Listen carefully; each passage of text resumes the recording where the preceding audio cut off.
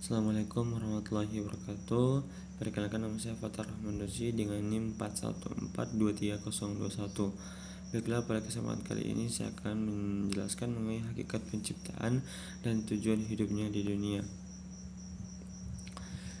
Hakikat manusia. Secara umum, manusia adalah makhluk sosial yang senantiasa membutuhkan interaksi dengan makhluk yang lain.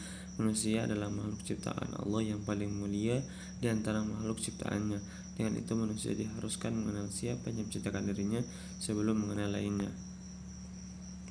Menurut beberapa pandangan, yang pertama itu pandangan Jalaluddin, ilmu yang mempelajari tentang hakikat manusia disebut dengan antropologi filsafat.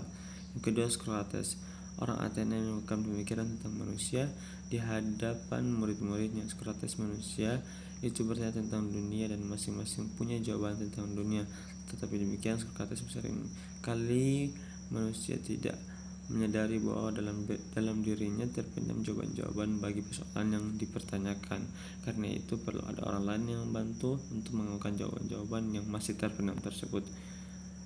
Hakikat manusia menurut pandangan Al-Quran. Hakikat manusia menurut pandangan Al-Quran adalah makhluk ciptaan Allah dengan memiliki dua dimensi, yaitu dimensi material dan dimensi spiritual. Dimensi material atau tanah, manusia dipengaruhi oleh kekuatan alam seperti makhluk-makhluk lain, sehingga ia butuh makan, minum, hubungan seksual, dan sebagainya. Dimensi ini mengantar manusia di alam kehidupan yang kurang bermakna, cenderung menjadi makhluk yang amat aniaya, ingkar nikmat, banyak membangkang, tidak sabar, dan bersifat keluh kesah. Sebaliknya, dengan dimensi spiritual atau roh, manusia diantar untuk cenderung dengan keindahan, kebenaran, pengorbanan, kesetiaan, penghambaan kepada Allah Subhanahu wa taala, dan sebagainya. Dimensi ini membawa manusia pada suatu realitas pengaktualan posisi sebagai abdi atau hamba khalifah menuju kepada Yang Maha Kuasa. Tujuan hidup manusia. Allah Subhanahu wa taala telah membimbing manusia kepada tujuan hidup, yaitu beribadah kepadanya dan mencari keridhaannya.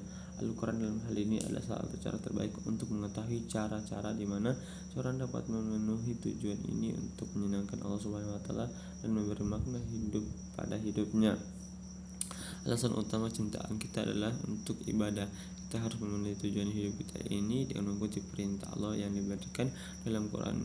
Salah satu ayat yang menjelaskan yaitu, Aku telah menciptakan jin dan manusia hanya untuk beribadah. Al-Quran surah ke-51 ayat 56. Menurut beberapa tokoh, yaitu Aristoteles, seorang filsuf Yunani kuno, berbicara mengenai tujuan hidup manusia. Hidup yang baik terwujud apabila manusia mampu mencapai tujuan akhir dari hidupnya, yaitu kebahagiaan. Menurut Nietzsche, yaitu filsuf Jerman abad ke-19, para manusia bahwa jika saya mengetahui mengapa saya hidup, maka saya akan bertahan dalam semua keadaan. Kesimpulannya, hakikat manusia adalah manusia sebagai makhluk sosial yang ditandai dengan keberadaan kontrak sosial di dalamnya. Manusia tidak dapat menjalani kehidupannya secara mandiri sendiri, karena itu harus ada saling menghargai antara sesama dan saling menjaga hak-hak orang lain, serta capai tujuan hidup kita dengan usaha semaksimal mungkin, serta tak lupa untuk memunajatkan kepada Sang Maha Khalik.